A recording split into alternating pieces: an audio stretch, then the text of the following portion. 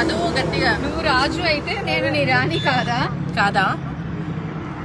అవును. అవునా? నా రాణి ఎక్కడ? నువ్వు రాజు అయితే నేను నీ రాణి కాదా? నేను రాణి.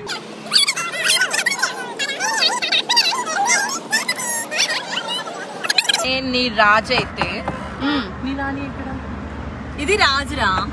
రాణి ఎక్కడ? రాణి ఎక్కడ? ఇప్పుడు రాజు ఇందులో ఉంటే రాణి ఎందులో ఉంది? ఇందులోనే ఉంటుంది.